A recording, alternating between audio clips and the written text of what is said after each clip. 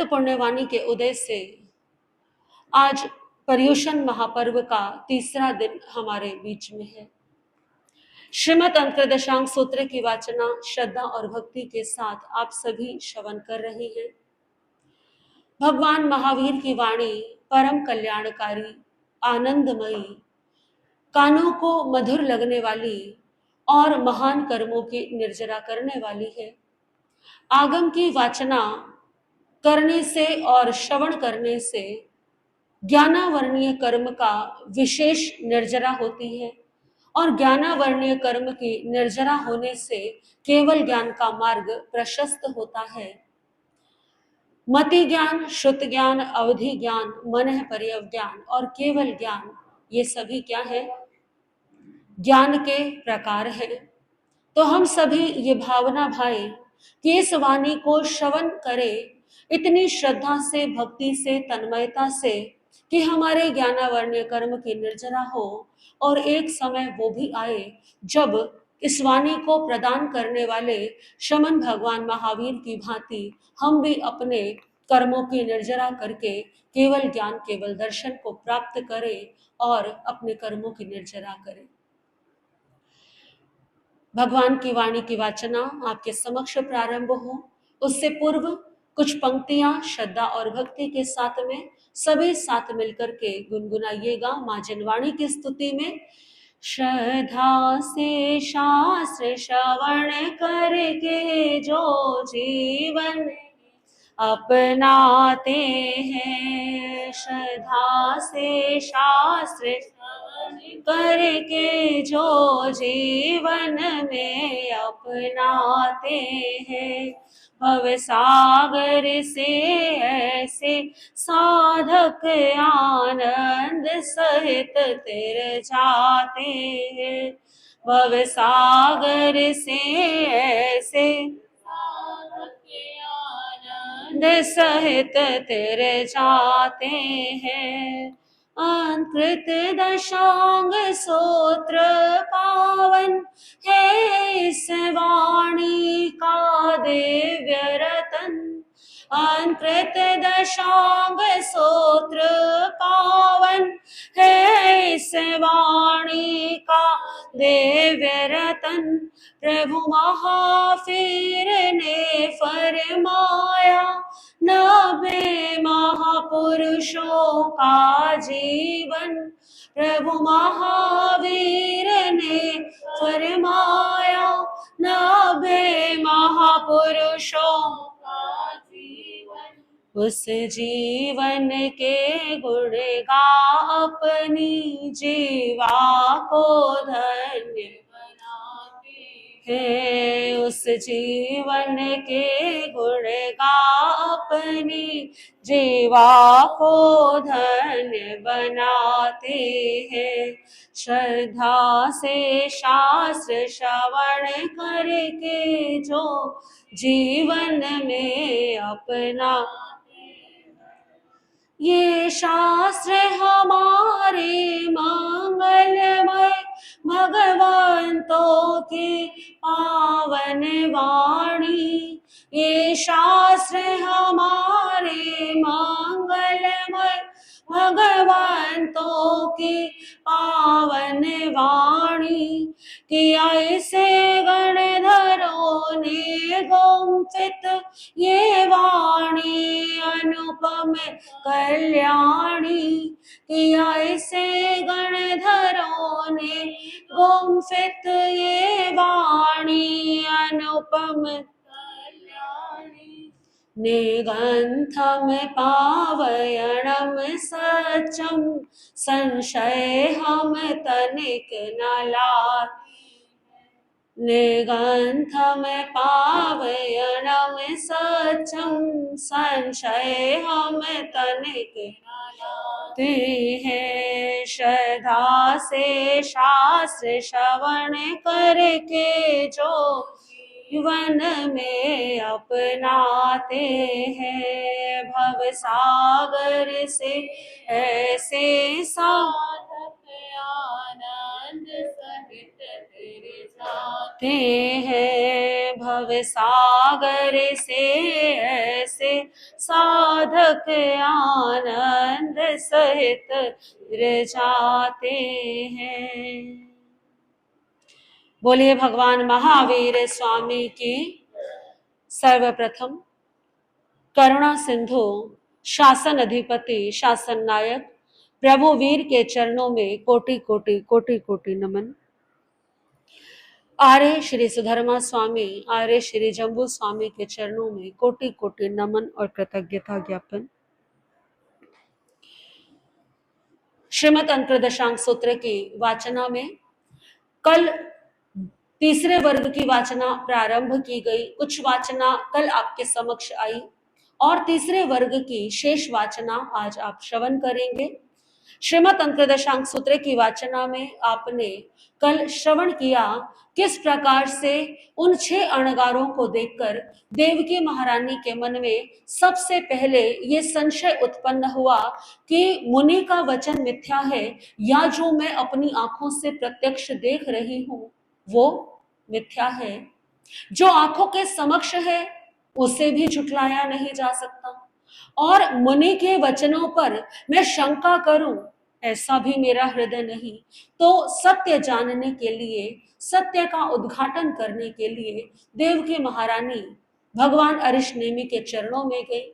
भगवान अरिष्नेमि के चरणों में जाकर के देवकी महारानी को एक और सत्य पता लगा, एक और ज्ञान प्राप्त हुआ कि उनके जो 6 पुत्र जिनको वो मृत समझती थी वो सभी क्या है, जीवित हैं।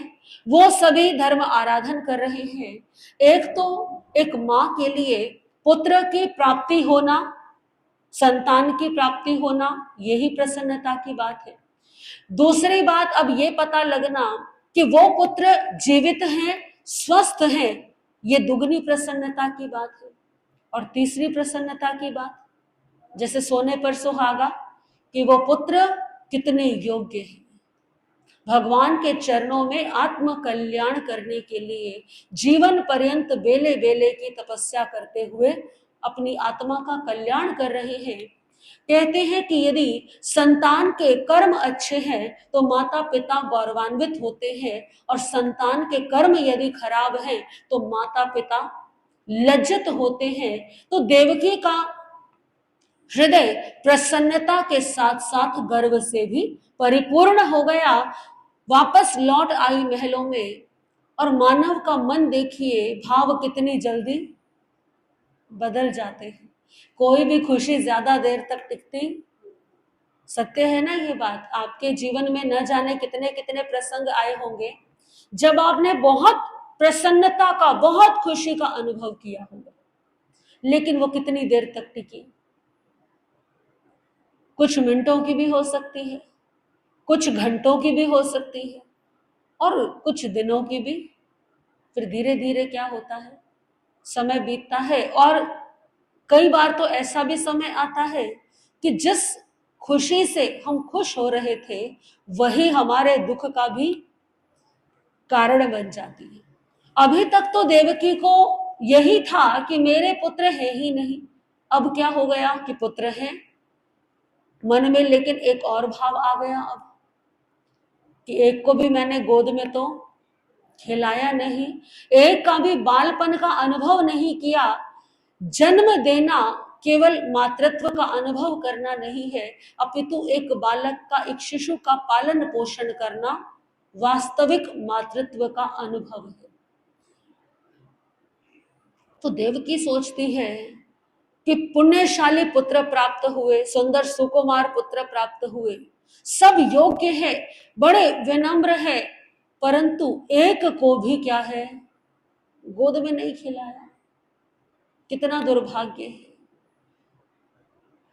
जीवन में अक्सर ऐसा होता है कि हमारे जीवन में जो प्रसन्नता की बातें हैं, जो अच्छी बातें हैं, उन पर हमारा ध्यान कम जाता है और जो कमी हमारे जीवन में है हमारा ध्यान किस पर जाता है, ज्यादातर वहीं पर जाता है। जीवन में कोई परेशानी आ जाए, कोई दुख आ जाए या कोई एक छोटी सी भी कमी आ जाए तो बार बार ध्यान कहाँ जाएगा, नहीं हमारे जीवन में तो ये कमी, उसके आगे बाकी सारे सुख और सारी चीजें हम इग्नोर कर देते हैं। लेकिन क्या करना चाहिए? देखिए, सबको सब कुछ नहीं मिलता इस संसार में, और सब कुछ अच्छा भी। आप जिसे देख करके ये सोचते हैं ना कि इसके पास अमुक वस्तु है, काश मेरे पास भी होती, वही आपको देख करके भी कुछ ऐसा ही सोचता है। हो सकता है उसकी दृष्टि में आपके पास कुछ ऐसा है जो उसके पास, और उसको देख करके उसको भी यही अनुभव होता है। तो संतुष्टि बहुत जरूरी है। जो भी कुछ प्राप्त हुआ है वो पर्याप्त है, ऐसा मानने में ही क्या है, सुख है। पर देवकी महारानी मन में भाव आ गए, चिंताग्रस्त हो गई।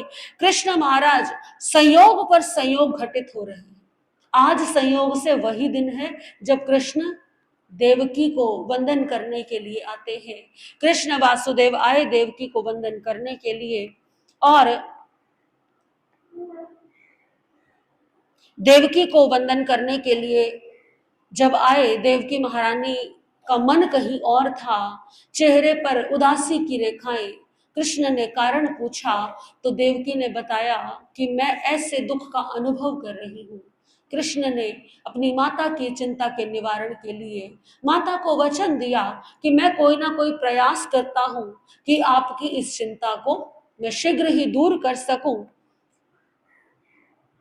श्री कृष्ण अपनी माता को धीरज बंधा करके कौशलशाला की ओर आ गए।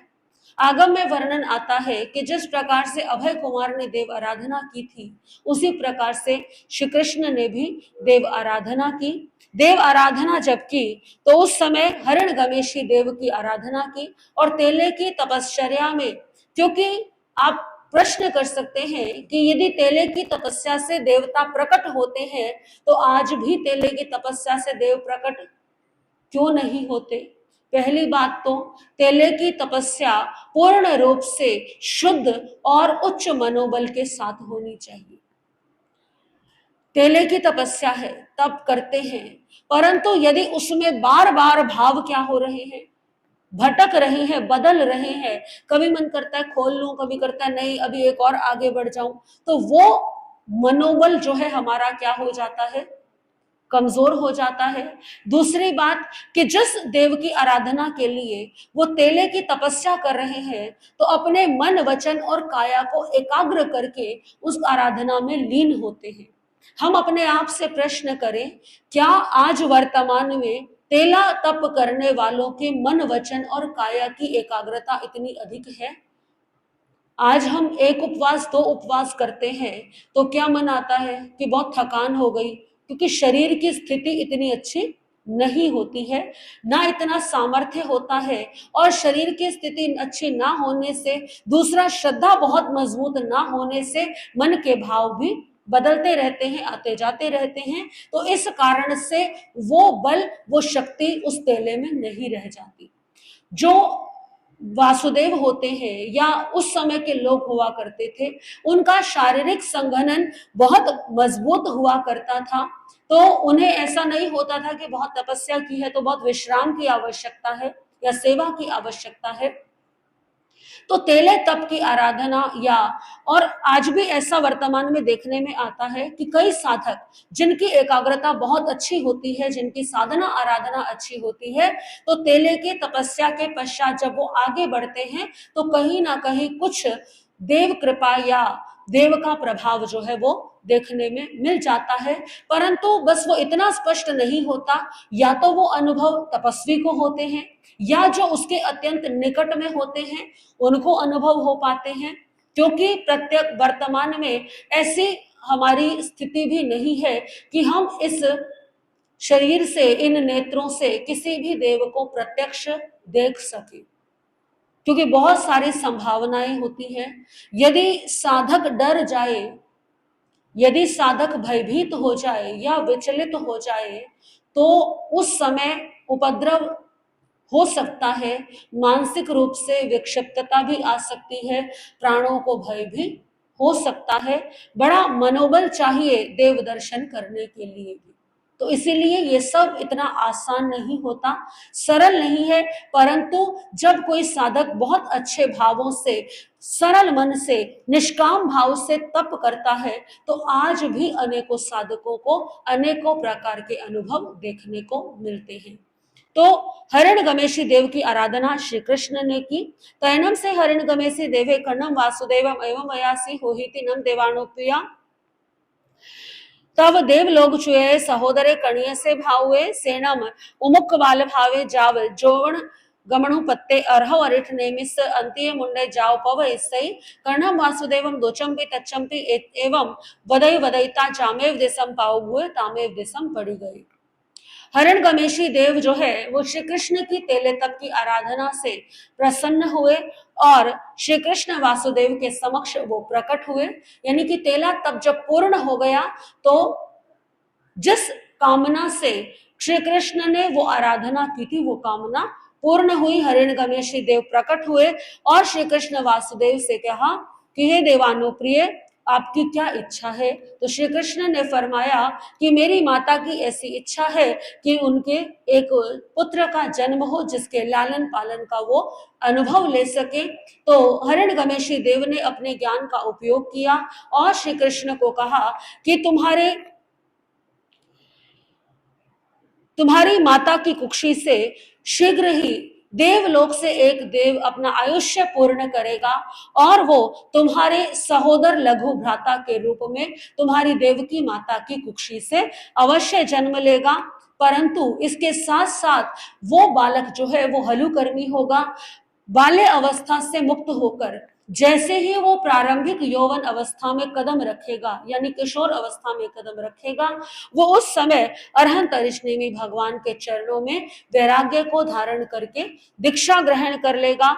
इस प्रकार से उस देव ने ये बात श्री कृष्ण को कही और 3 बार ये बात कह करके श्री कृष्ण को आश्वासन दे करके वो देव जिस दिशा से आया था उसी दिशा की ओर वापस लौट गया। देखिए, यहाँ पर कई बार मन में प्रश्न आ सकता है, शंका आ सकती है कि क्या देवता किसी को पुत्र दे सकते हैं? क्या देव की आराधना से संतान की प्राप्ति हो सकती है? तो इसका उत्तर हमारे आचार्यों ने दिया है कि देव संतान देने में सक्षम हो ऐसा नहीं है। संतान प्राप्त होगी अपने प्रारब्ध से, अपने कर्म से। देव केवल इतना बता सकते हैं कि आपको संतान प्राप्त होगी या नहीं होगी। अगर हरिणगमेशी देव संतान प्रदान करने में समर्थ थे तो वो सुलसा के मृत पुत्रों को जीवित भी कर सकते थे, परंतु उन्होंने क्या किया? उन्होंने देखा कि और कौन से ऐसे जीव हैं जिनकी स्थिति अभी आयुष्य कर्म जिनका शेष है और परिस्थितियां कैसी हैं? विपरीत है। उन्होंने देखा आयुष्य कर्म उन 6 पुत्रों का है। इसका अर्थ क्या है कि यहां पर चेंज हो सकता है। हरिणगमेशी देव ने ये आश्वासन दिया कि तुम्हारे यहाँ पर देवलोक से एक देव चव करके तुम्हारी माता के पुत्र के रूप में जन्म लेगा, ऐसा आश्वासन दिया। क्योंकि अतिमुक्त अणगार ने जो देवकी महारानी को बाल्य अवस्था में जो वचन, जो आशीर्वाद दिया था, जो भविष्यवाणी की थी, वो भविष्यवाणी यही थी कि तुम्हारे कितने पुत्रों का जन्म होगा? 8 पुत्रों का जन्म होगा। तो इसका अर्थ है 6 पुत्र जो है जिनका जन्म हुआ और जो कंस के पास सुलसा से एक्सचेंज होकर के कंस के पास पहुंच गए और 6 पुत्र यहां पर पले बढ़े। 7वें पुत्र कौन हुए? श्री कृष्ण हुए। ये हमारे जैन धर्म के अनुसार है। 7वें पुत्र श्री कृष्ण हुए। इसके पश्चात देवकी ने किसी संतान को जन्म, तो इसका अर्थ है कि अभी एक संतान का जन्म होना क्या था?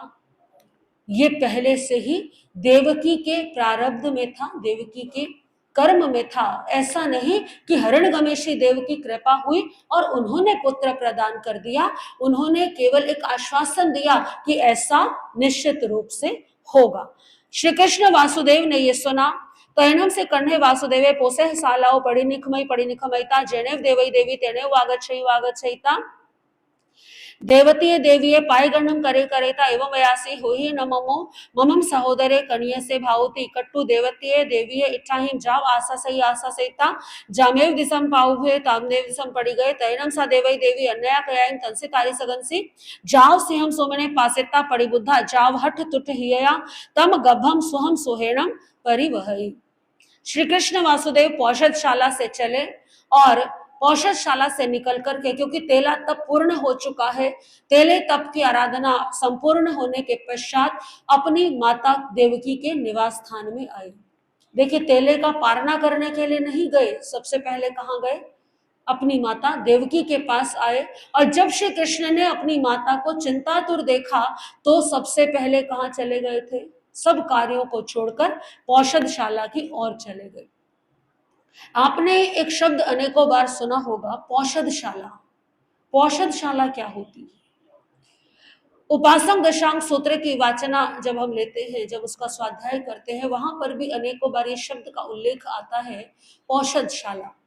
पहले के समय में बड़े सेठ या जो राजा महाराजा हुआ करते थे, जो धर्म का पालन किया करते थे, वो अपने घर में, अपने महल में एक ऐसा कमरा बनवा करके रखते थे, एक कक्ष बनवाते थे जिसका नाम रखा जाता था पौषधशाला। वो एकांत में होता था, वहां पर परिवार का कोई व्यक्ति अधिक जाता आता नहीं था। वो स्थान केवल और केवल किसके लिए होता था? धर्म आराधन करने के लिए होता था। तो जब कभी पौषध की आराधना करनी हो, सामायिक संवर करना हो, धर्म आराधन करना हो, ध्यान करना हो, तो बाकी परिवार के सदस्यों के माध्यम से उस धर्म आराधना में कोई बाधा ना पहुंचे, तो इस कारण से जिसको भी श्रावक श्राविका को धर्म ध्यान करना होता था, वो कहाँ जाकर करते थे? उस पौषधशाला में जाकर के करते थे। आज तो जगह की कमी है, हमने अपने घरों में मंदिर बनाए हुए हैं और उनकी भी जगह कितनी छोटी सी है। लेकिन उस समय पर इस बात का विशेष ध्यान रखते थे श्रद्धालु जन, श्रावक श्राविकाएं, कि अपने घर में ही एक कक्ष ऐसा बना करके रखते थे जहां पर कोई अन्य उपकरण इत्यादि नहीं होता था। जैसे आप देखते हैं ना, स्थानक के कमरे होते हैं, आप स्थानक में करते हैं ना पौषध, उसका कारण क्या है? कि आपका ध्यान भंग ना हो, कोई आपको डिस्टर्ब ना करे, आपके मन वचन काया की एकाग्रता पूरी हो।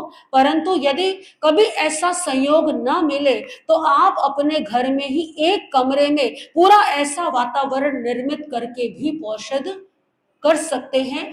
कई श्रावक श्राविका ऐसा किया करते हैं, ऐसा हमने अपने गुरु भगवंतों से भी सुना है और आगमों में भी ऐसा वर्णन आता है।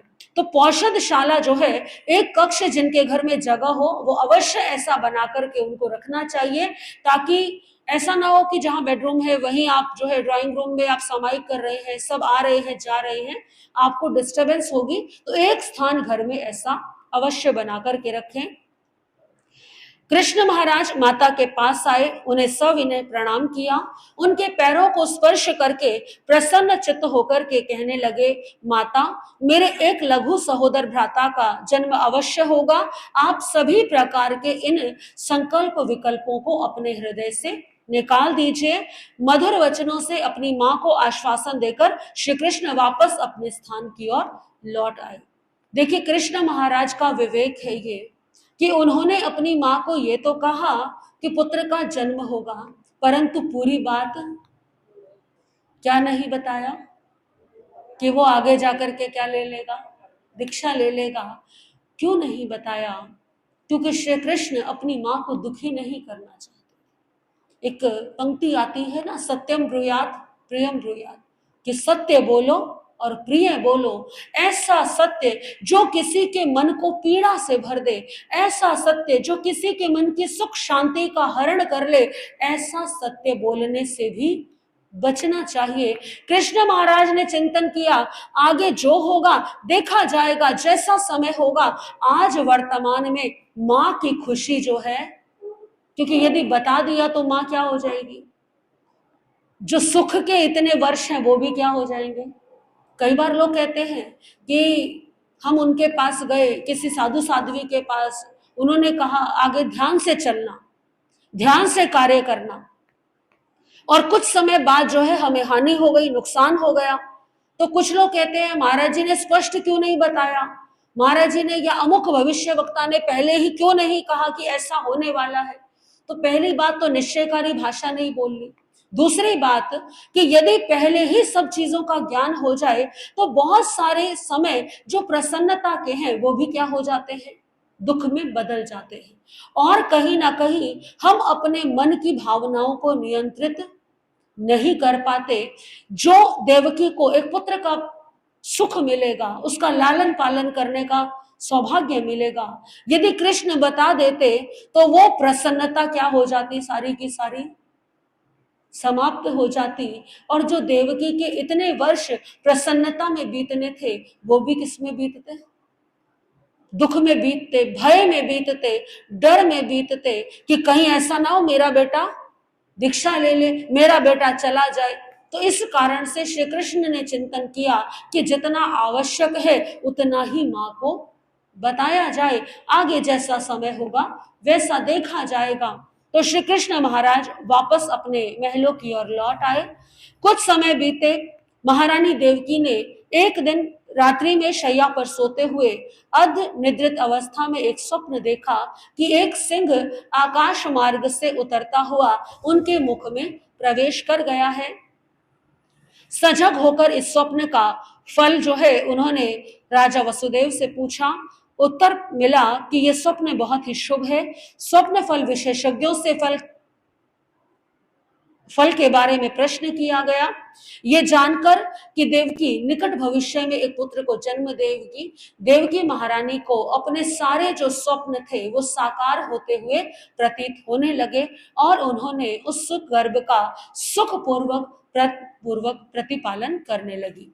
तैनम सा देवई देवी नवना मासानम जासोमणा रतबंधु जी तलखर ससर सपा परिजात तरुण दिवाकर समपम सव नयन कंतम सुकुमालम जाव सुरवम गए तालु समानम दारयम पयाया जमणम जहां मेह कुमारे जाव जमहा नम अमहम इमे दारे गए तालु समाने तम हो नम अम एयस दारस नाम देजे गए सुकुमाले तैनम तस् दारगस अमा पियरे नामम गए करे गए सुकोमाले तीसेसम जहा मेहे जाव अलम भोग समत्थे यावे आवी होता तथनम बारवये नैरिये सोमिले नाम महाणे परिवसई अढे रियुवेय जाव सुपरिनिठिय यावी होता तस तस सोमिल महाणस सोमसिरी नाम महाणी होता सुकुमाला तसनम सोमिलस महाणस धुया सोमसिरिये महाणीये अतया सोमा नामम दारिया होता सुकुमाला जाव सुरुवा रुवेणम जाव लावण्यनम उकिट्ठ शरीर यावी होता।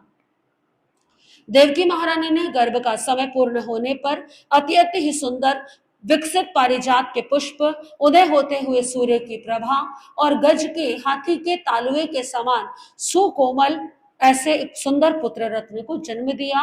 पुत्र का जन्मोत्सव मनाया गया। अशुचि से निवृत्त होकर 12वें दिन उस शिशु का नामकरण संस्कार किया गया। नामकरण संस्कार गुण के आधार पर किया। उस शिशु का जो शरीर का कोमलपन था वो कैसा था, हाथी के तालुए के समान था। तो इसीलिए यथा नाम तथा गुण इस परिपाटी का पालन करते हुए नाम रखा गया गज सुकुमार। गज सुकुमार धीरे धीरे अपनी माता के मातृत्व की छांव में बड़े होने लगे। देवकी ने पुत्र का पूरा अनुभव लिया, पुत्र सुख का। बाल्य अवस्था से मुक्त होकर अब वो प्रारंभिक यौवन की घाटी में उतरे। इधर द्वारिका नगरी में सोमिल नाम का एक ब्राह्मण रहता था। वह संपत्तिशाली था, ऋग्वेद आदि चारों वेदों का पूर्ण ज्ञाता था। उनके सोमश्री नाम की एक सुकुमार धर्म पत्नी थी। सोमिल ब्राह्मण के और सोमश्री के सोमा नाम की एक अत्यंत सुंदर और लावण्यवती बालिका थी।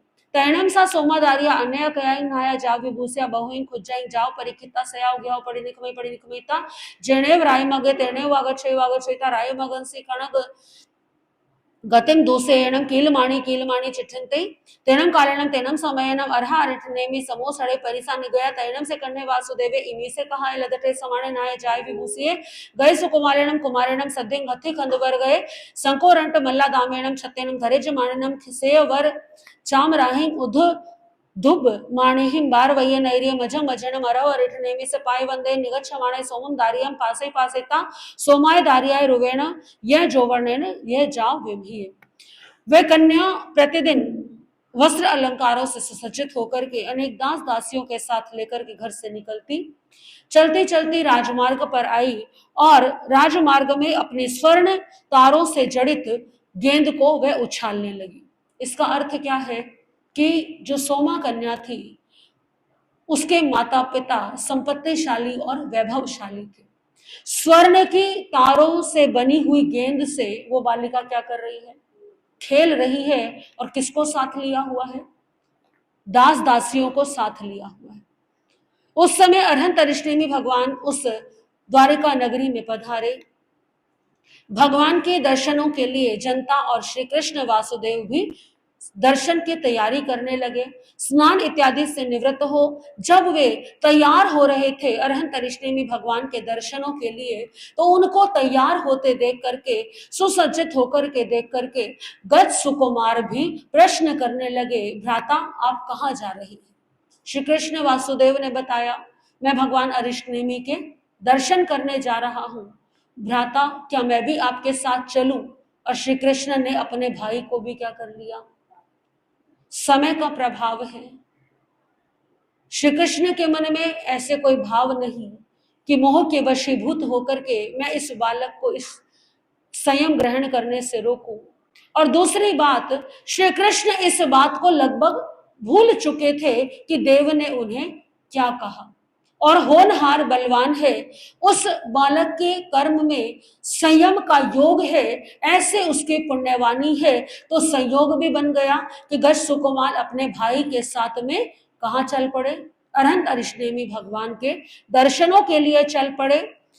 दोनों भाई रथ पर बैठ करके गजारूढ़ होकर हाथी पर बैठे, और उस समय द्वारिका नगरी के सार्वजनिक मार्गों से होते हुए भगवान अरिष्टेमी के दर्शनों के लिए उन्होंने अपने महल से प्रस्थान किया।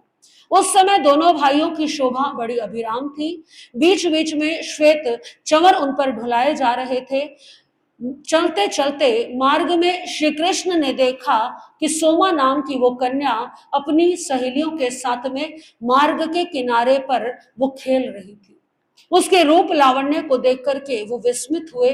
मन में कुछ विचार आया, तैनम से कण्हे वासुदेवे कोडुब्यपुरी से सद्दावे सद्दावेता एवं व्यासी गच्छणम तम्मे देवानुपया सोमिलम महानम जायता सोमम दारियम गेन्हे गेन्हिता कन्नम तेउरंसी परिखवः तैणम ऐसा गए सुकुमालस्य कुमारस्य भार्या भविष्यति तैणम कोडुब्यपुरी सा जाओ पक्षिवंती तैणम कोडुम्बिय परिसा जाओ पच्चपेणंती तैणम से कण्हे वासुदेवे बारवतीये नैर्य मजं मझेणम निगच्छे निगच्छेता जने सहसंवणे उज्जाणे जाओ पज्जुवासई तैणम अर्हा अरिठनेमि कण्णम वासुदेवम वासुदेवस्य सुकुमालस्य कुमारस्य तीसरे धम्म कहा है कण्हे पड़ी गए। श्री कृष्ण वासुदेव ने कुछ विचार किया और अपने सेवकों को बुलाया, पूछा उनसे कि ये कन्या कौन है। परिचय प्राप्त हुआ कि अपनी द्वारिका नगरी में एक सोमिल नाम का ब्राह्मण रहता है, ये उनकी पुत्री है। श्री कृष्ण के मन में विचार आया, ये बालिका तो बड़ी सौभाग्यशाली है, इसका रूप लावण्य, इसके संस्कार जो है वो किसी राजमहल में रहने के योग्य है। मेरा भाई जो अब कुछ ही समय पश्चात युवा हो जाएगा, उसका विवाह होगा, क्यों ना मैं इस कन्या का विवाह किसके साथ कराऊं, अपने छोटे भाई के साथ कराऊं।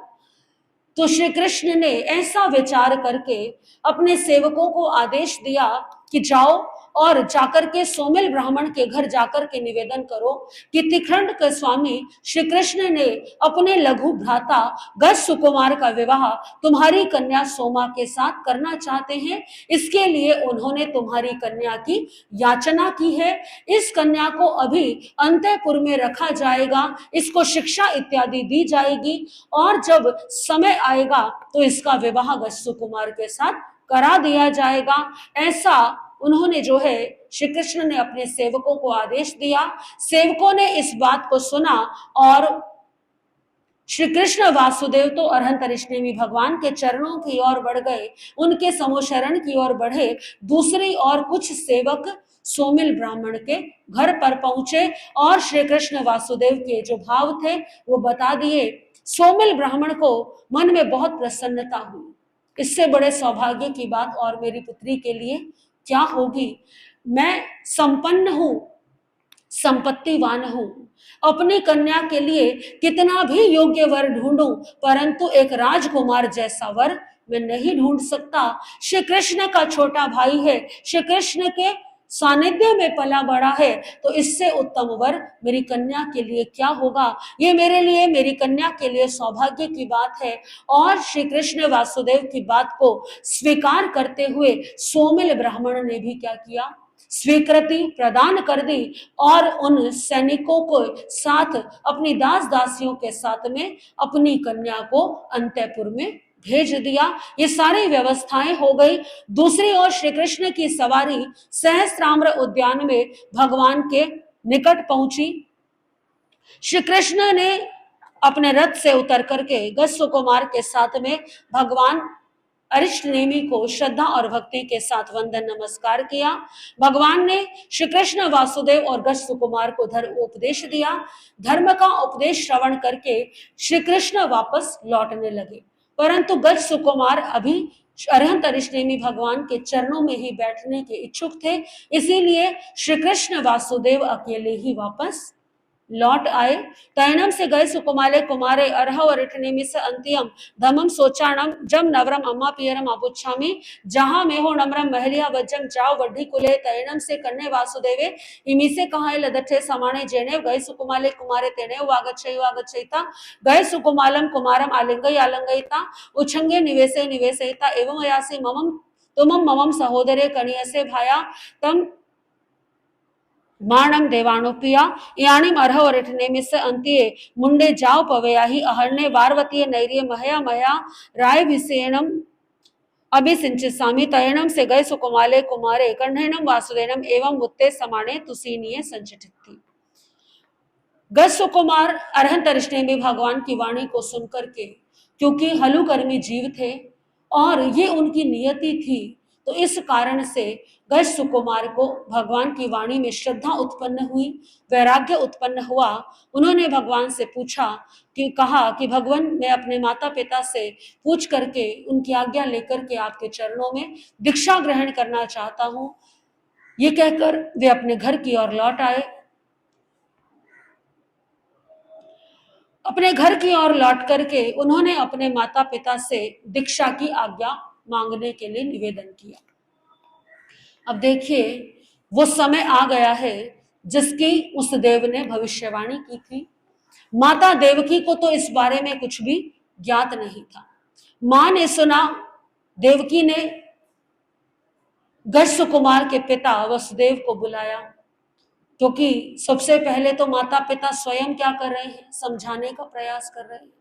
अनेकों प्रकार के प्रलोभन दिए, अनेकों प्रकार की बातें कही, तुम अभी बच्चे हो, अभी तुम्हें ज्ञान ही कितना है, तुम्हारी आयु ही कितनी है, अभी तो युवा अवस्था भी तुम्हें ढंग से आई नहीं है, युवा अवस्था में तुमने केवल कदम ही रखा है, अभी तो तुम्हें कुछ भी ज्ञान नहीं, तुमने राजकुल में जन्म लिया है, तुम्हारा जन्म किस लिए हुआ है, सुख भोगने के लिए हुआ है, इतना धन इतना वैभव ये सब किस लिए है।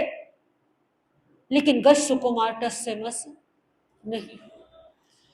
देवकी ने सोचा मेरी बात तो मान नहीं रहा, हो सकता है अपने भाई की बात, और ऐसा होता है ना, जो बात बच्चे अपने माता पिता की नहीं मानते अपने भाई बहन की मान लेते हैं। गज सुकुमार बहुत आदर भी करते हैं अपने भाई का। श्री कृष्ण युक्ति संपन्न भी हैं, बुद्धि संपन्न भी हैं, कोई मार्ग निकाल लेंगे इसको समझाने का। तो देवकी ने किसको बुला लिया, श्री कृष्ण को बुला लिया। श्री कृष्ण को बुलाया, श्री कृष्ण महाराज ने सुना, सुनकर के बड़ा जो है आश्चर्य हुआ, ऐसी बात तुम्हारे मन में कैसे आई, मैं तो तुम्हारे विवाह की तैयारियां कर रहा हूं, मैं तो तुम्हारे लिए ना जाने कितने कितने मैंने स्वप्न देखे हैं, क्योंकि एक ही तो मेरा छोटा भाई है, मैं कैसे, क्या उसके लिए करूं, क्या नहीं करूं, ये मैं सोचता हूं, और तुम सब कुछ छोड़ने को तैयार हो। श्री कृष्ण महाराज ने अपनी गोद में अपने भाई को बिठाया, क्योंकि छोटा भाई है। श्री कृष्ण के सामने शिशु से लेकर के इस आयु तक का सफर किसने तय किया है? और कहते हैं कि जब इतना अंतर हो आयु का, तो बड़े भाई या बहन के लिए वो क्या हो जाता है? पुत्र समान ही हो जाता है। तो पुत्र की तरह अधिकार रखते हुए श्री कृष्ण ने बड़े प्रेम से पूछा, क्या तुम्हें कोई समस्या है, क्या तुम्हें कोई परेशानी है? गज सुकुमार कहते हैं, मुझे कोई परेशानी नहीं, मुझे कोई समस्या नहीं, मेरे मन में वैराग्य के भाव आ रहे हैं। कृष्ण ने सोचा, समझाऊं इसको कि दीक्षा लेना आसान नहीं। इधर माँ जो है वो अपनी ममता की दुहाई दे रही है कि बेटा तू मुझे छोड़ करके चला जाएगा तो मैं कैसे जीवित रहूंगी, क्योंकि तू ही तो वो पुत्र है जिसको मैंने अपनी गोद में, ममता तो सभी से है, परंतु जिस बालक को एक माँ ने अपनी गोद में खिलाया हो उसके प्रति स्नेह का भाव कुछ ज्यादा ही होता है। माँ यशोदा को कृष्ण से कितना प्रेम था, जबकि वो उनके पुत्र, केवल क्या किया था उन्होंने? पालन पोषण किया था। और कहा जाता है कि पालने की ममता जन्म देने से कई गुना ज्यादा होती है। तो देवकी ने तो जन्म भी दिया है और पालन भी किया है, और कितनी मनोकामना से, कितनी मन के ऐसे विचारों से कि एक बालक कम से कम गोद में खिलाने को मिले, एक बालक के बालपन का अनुभव किया है। तो देवकी ने क्या किया? जो सातों पुत्रों की ममता थी वो सारी की सारी किस पर उड़ेल दी? एक पर ही उड़ेल दी। तो ममता का बंधन कितना, देखा जाए तो ये मोहनीय कर्म ही है और इससे ज्यादा, परंतु ये भी संसार की वास्तविकता है। एक माँ के लिए ये बहुत बड़ा सच है, त्यागियों के लिए ये मोह का बंधन है, परंतु एक माता के लिए यही मोह उसके जीवन का आधार बन जाता है। तो वो मोह के कारण माँ जो है वो बार बार, कभी देवकी माता रोकती है, कभी कृष्ण वासुदेव रोकते हैं, और गज सुकुमार क्या कहते हैं कि मुझे तो उनके ऊपर कोई प्रभाव नहीं हो रहा। कई बार लोग प्रश्न करते हैं, महाराज श्री जी आप अपने माता पिता को छोड़ करके आपने संयम ले लिया, क्या आपके माता पिता आपको याद करते हैं? तो मैं एक ही उत्तर देती हूँ कि मोह हमने छोड़ा, उन्होंने थोड़ी छोड़ा। वो तो याद करेंगे ही, क्योंकि वो माता पिता है। एक माता पिता अपने संतान से मोह समाप्त कर दे, ये इतना सरल। तो त्यागी जिसके मन में वैराग्य आ जाए उसके लिए ये मोह का बंधन कुछ भी नहीं है, लेकिन जिसके मन में मोह है उसके लिए तो, गौतम स्वामी को भगवान महावीर से राग था, भगवान महावीर को गौतम से राग, और गौतम स्वामी के लिए भगवान महावीर उनके जीवन का, उनके प्राणों का, उनके श्वासों का आधार थे। तो जिसको मोह होता है उसके लिए ये बंधन तोड़ना बड़ा कठिन है। तो माँ समझा रही है, भाई समझा रहा है, कैसा दृश्य रहा होगा। गज सुकुमार का मन कितना मजबूत होगा कि उन्होंने ना माँ के आश्रुओं को अपने ऊपर हावी होने दिया और ना भाई के प्रलोभन में वो आए। एक कवि ने बड़ी सुंदर शब्दों में इस दृश्य की कल्पना की है कि देवकी महारानी है, वसुदेव है, श्री कृष्ण है, और सामने कौन है? गज सुकुमार है। देवकी अपने पुत्र को कहती है, तू तो मेरा लाडला बेटा है, तू तो मेरा प्यारा बेटा है, अपनी माँ को इतना बड़ा दुख मत दे, तुझे तो मैंने अपने हाथों से पाला है। क्या तू भूल गया कि तेरे साथ कितनी रातें मैंने जागी हैं, लोरियां सुनाई है, अपनी माँ को कम से कम सुख का अनुभव तो करा, मैं तेरा विवाह होते देखूं, तेरी संतान को गोद में खिलाऊं, ये तेरा कर्तव्य है। तू चला जाएगा तो मैं जीवित नहीं रह पाऊंगी। देवकी महारानी जो कहती है अपने पुत्र से, उन भावों को आप भी अनुभव करने का प्रयास करेंगे। देवकी कहती हैं, तू ही धड़कनों में गूंजे मेरे प्राण का तराना, तू ही धड़कनों में गूंजे मेरे प्राण का तराना, सह ना सकूंगी सुन ले मेरे लाल तेरा जाना, तू ही धड़कनों में गूंजे मेरे प्राण का तराना। देवकी कहती है कि तुझसे पहले ऐसा नहीं कि मेरे कोई पुत्र नहीं हुए, मैंने और भी बच्चों को जन्म दिया, परंतु जब तेरा जन्म हुआ तो मेरे भीतर के मातृत्व का भी जन्म हुआ। तुझे मैंने लोरी गाना तुझसे सीखा, तुझसे मैंने एक बालक को खिलाना गोद में सीखा, तो वास्तव में मां तो किसने बनाया है? तूने ही बनाया है। देवकी अपने पुत्र को मोह के प्रेम के भरे शब्दों से कहती है, मैंने तुझसे पहले जाए थे 7 बेटे, मैंने तुझसे पहले जाए थे 7 बेटे, पर मां बनाया तूने सिखला के लोरी गाना, तू ही धड़कनों में गूंजे मेरे प्राण का तराना, सह ना सकूंगी सुन ले मेरे लाल तेरा जाना, तू ही धड़कनों में गूंजे मेरे प्राण का तराना। कृष्ण महाराज कहते हैं कि भाई संयम लेना आसान है पर निभाना बड़ा कठिन है। सोच ले, बड़े कष्ट आएंगे जीवन में, बड़ी तकलीफें आएंगी।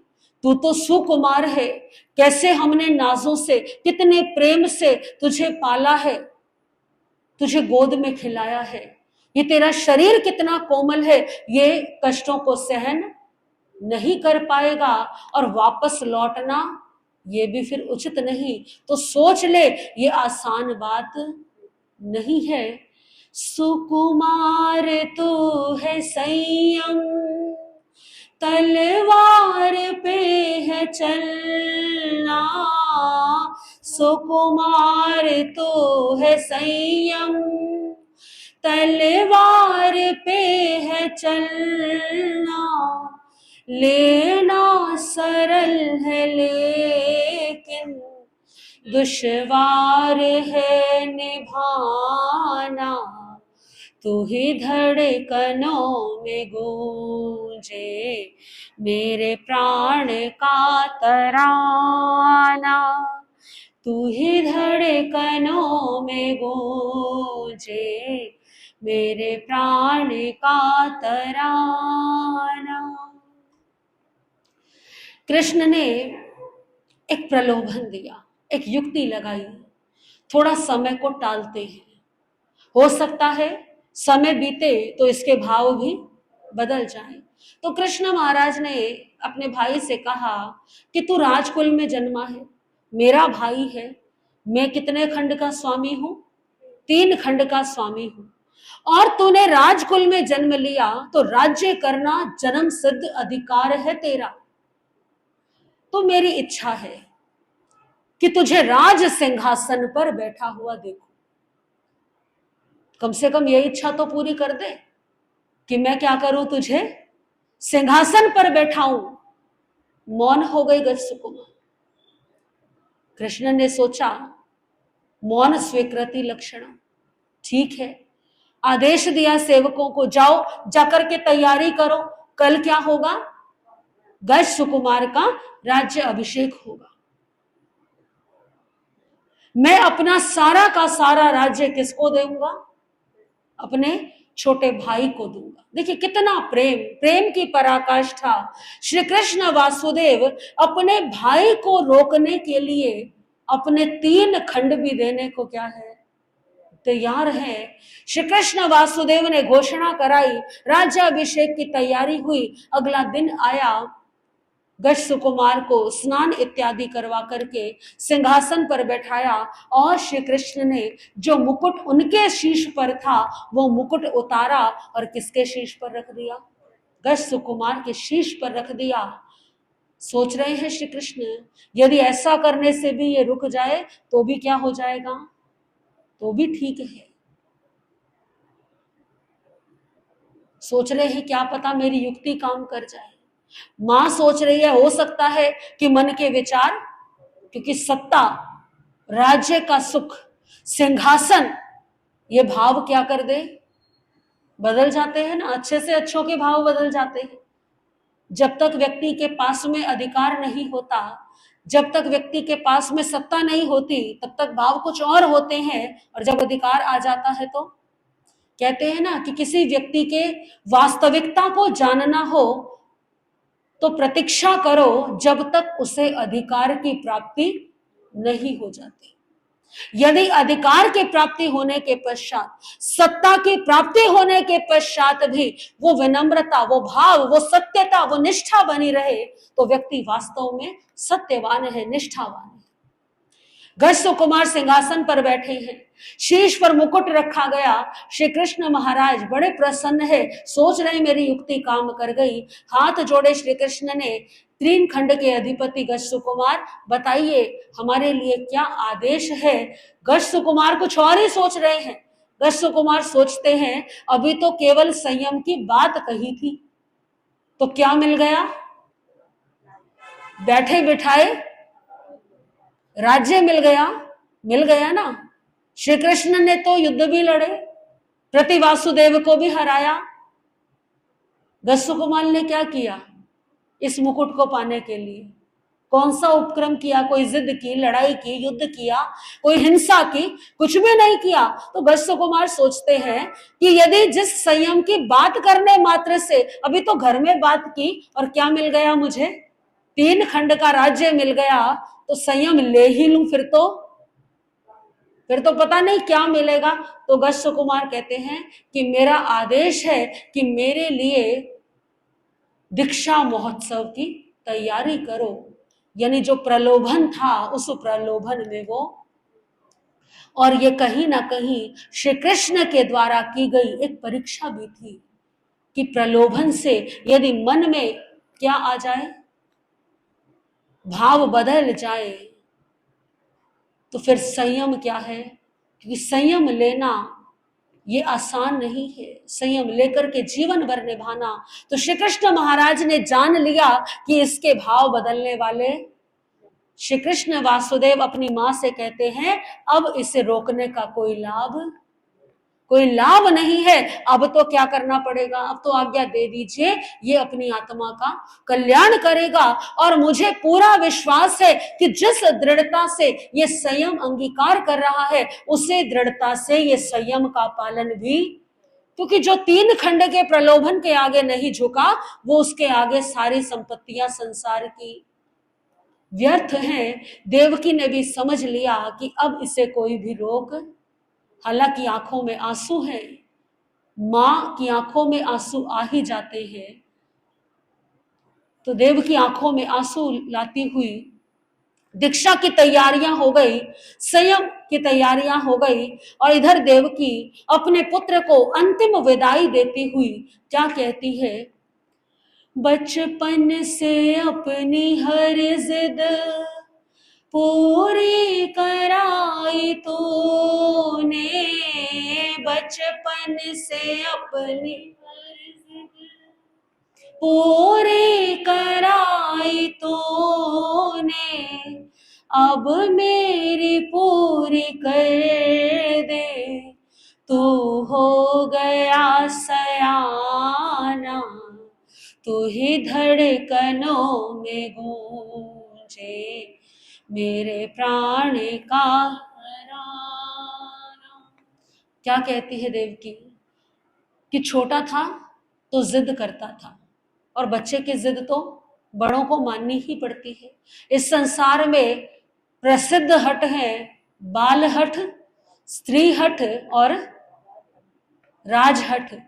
तो बाल हट और स्त्री हट और राजहट, ये तीनों जब हट पे आ जाए, यानी कोई संकल्प कर ले, कोई मन में एक निश्चय कर ले कि ये कार्य मुझे करना ही है, एक राजा को, एक स्त्री को और एक बालक को, तो इनके संकल्प को कोई भी डिगा नहीं सकता। आसान नहीं है इस संकल्प को। वो संकल्प अच्छा भी हो सकता है और वो संकल्प, ये बात निंदा के रूप में नहीं है, अपितु तो इसे आप सकारात्मक रूप में ले कि यदि स्त्री कोई निश्चय कर ले कि मुझे ये कार्य करना ही है, तो इस संसार की कोई शक्ति उसे डिगा नहीं सकती। यदि बालक कोई निश्चय कर ले कि मुझे ये चाहिए ही चाहिए, तो आपको वो करना पड़ेगा, आप उसे समझा नहीं सकते। उसी तरह से राजा यदि कोई जिद कर ले, राजा यदि कोई संकल्प कर ले, तो भला किसी में सामर्थ्य है कि वो राजा को संकल्प से हिला सके?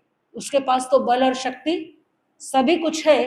तो देवकी कहती है कि बचपन से तुझे आदत पड़ गई अपनी जिद को पूरा कराने की, पर अब तू क्या हो गया है? अब तू बड़ा हो गया है, अब तू सयाना हो गया, इतना बड़ा हो गया कि दीक्षा की बातें करने लगा, दीक्षा लेने जा रहा है, संसार को छोड़ने जा रहा है। तो अब आज इस समय मैं एक जिद करती हूं, और अब तुझे क्या करनी है? वो जिद पूरी करनी है। मैं कुछ मांग रही हूं तुझसे, बचपन से तेरी सारी मांगे मैंने पूरी की, अब मेरी एक मांग किसको पूरी करनी है? और ये तो संसार का नियम है। जब माता पिता बड़े हैं, छोटा बच्चा है, तो माँ बाप पालन पोषण करते हैं, उसकी सारी बातें पूरी करते हैं। तो पुत्र का, संतान का भी कर्तव्य हो जाता है कि जब माता पिता वृद्ध हो जाए और संतान बड़ी हो जाए, तो अपने माता पिता के भावों का ध्यान रखना, ये किसका फर्ज है? ये संतान का परम कर्तव्य है। तो देवकी कहती है, सब सोच रहे हैं पता नहीं देवकी की क्या जिद है, बताओ कैसे बच्चों वाली बातें कर रही है। तो देवकी, ये जिद कह लीजिए, आशीर्वाद कह लीजिए, देवकी एक ही मांगा देवकी ने अपने पुत्र से। कहती है मैंने कुछ नहीं मांगा तुझसे, आज एक बात जो है वो मांगती हूं। क्या मांगा देवकी ने? तू साधना वो करना, ये आखिरी जन्म हो, तू साधना वो करना, ये आखिरी जन्म हो, भूले से भी कभी ना माँ दूसरी बनाना, तू ही धड़कनों में गूंजे मेरे प्राण का तराना। क्या कहती है देवकी? कि बस अब ऐसी साधना कर लेना कि मेरे बाद और कोई तेरी माँ ना बने। यानी इसी भव से क्या प्राप्त करना? इतनी उत्कृष्ट करनी करना कि मोक्ष मिल जाए, ऐसा आशीर्वाद माँ ने दे दिया। तो भला इस आशीर्वाद को कौन रोक सकता है? तैयारियां हुई, उत्सव हुआ, और गज सुकुमार ने भगवान अरिष्टनेमि के चरणों में जाकर के पूरे समारोह के साथ में वो भगवान के चरणों में गए। तैनम से गए कुमारे कर्णम वासुदेव उमा पियरो ये दोचम्पि तच्चम्पि एवं वयासी एवं खलु देवानुपया मनुष्या कामा खेला सवा जाव विपज्य यवा भविसंति तम इच्छामिनम देवानुपया तुभाई अवनुन्नाय समाने अरव रिठनेमिस अंति जाव पवत्तये तैनम तम गए सुकुमाले कन्हे वासुदेवे अमा पियरो ये जाहे नो संचायति बहुयाहि अणुलोमाहि जाव आग वित्तये ताहे अकामाहि चेव एवं वयासी तम इच्छामणम ते जाया एक दिवसमवि रजसिरिम परिसिक्तये निखमणम जहाँ महाबलस जाव तमाण आए तहा जाव संजय मित्तये से गए सुकुमाले अणगारे जाए एरिया समीये जाए गुतबम बयारी तैनम से गए सुकुमाले अणगारे जम चेव देवसम पवत्तिये तसेव देवसस्य पुवा वरण काल समयंसी जेने वरहा रिठनेमि तेने वागच्छै ता अरहम रिठनेमि तिकुतो याहिनम पयाहिनम करे करे ता एवं वयासे इच्छामिनम मनते तोबे मरुणाय समाने महाकालंसे सुसानंसे एगर आयम महापरिम मुसम पजतानो विहरेते आहा स्वयं देवानोपय तैनम से गए सुकुमाले अणगारे अरहा रिठनेमिना अवनुनाय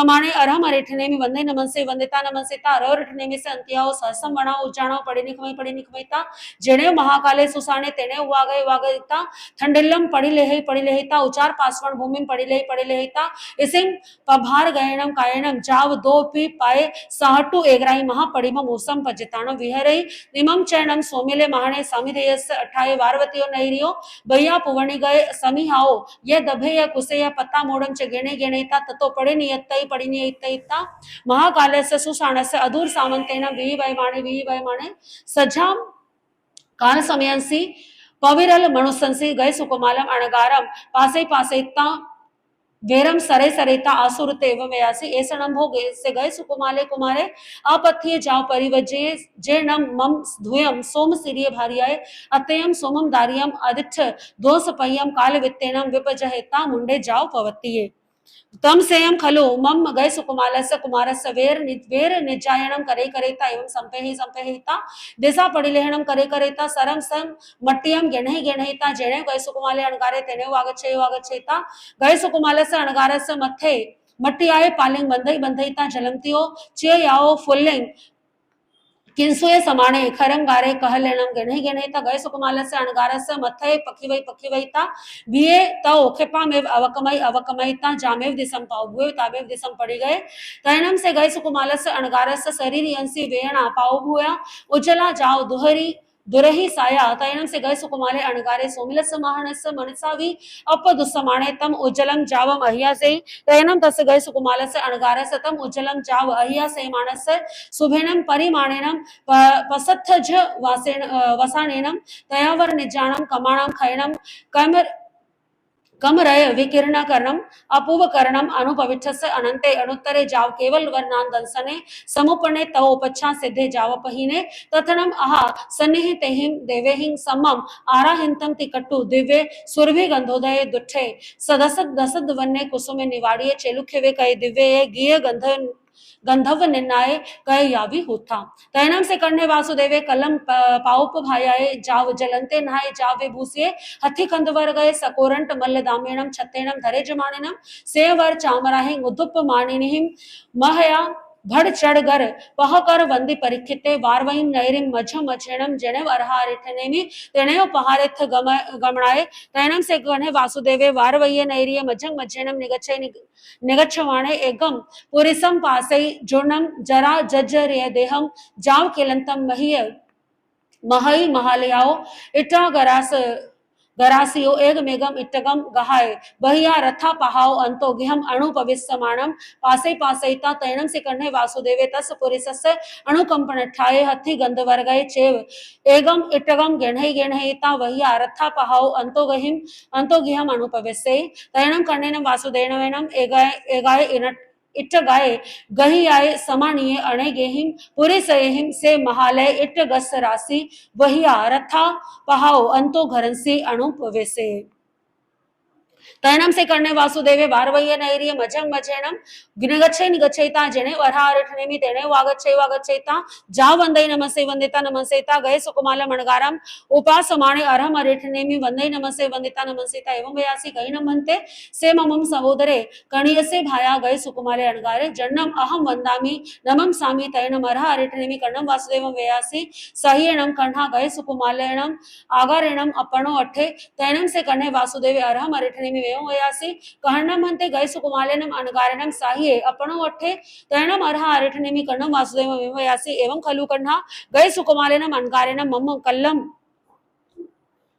पूवा वर्ण काल समयंसी वंदई नमसे वंदिता नमसिता एवं वयासी इच्छामि नम जाव ओसम पजिताणम विहरे तैनम सा तैनम तम गम गए सुकुमालम अणगारम एगे पुरी से पासईता आसुरते जाव सिद्धे तम एवं खलु कन्हा गए सुकुमालेनम अणगारेणम साहिये अपनो अठे तैनम गए कन्हे वासुदेवे अरहम अरिठनेमि एवं वयासी केसनम हन्ते से पुरी से अपथ्ये जाव परिजय जन्म ममम सहोदरे कणियसम भाइरम गए सुकुमालम अणगारम अकाले चेव जीव्याव वब्रोये तैणम अरह अरिठनेमि कण्हम वासुदेवम एवं वयासी माणम कण्हा तुमम तस्य पुरिसस्य पदो समावज्जाहि एवं खलु कण्हा तेणम पुरिसेणम सगै सुकुमालस्य अणगारस्य सहिजे दिन्ने कहर्णम भन्ते तेणम पुरिसेणम गए सुकुमालस्य साहित्य दिने तेणम अर्हा अरिठनेमि कर्णम वासुदेवम एवं व्यासे सेनुनम कन्हा ममम तुमम पाए वंदे हव मागच्छै पार्वतीये नैर्ये एगम पुरिसम पाससि जाव अणुपिविसे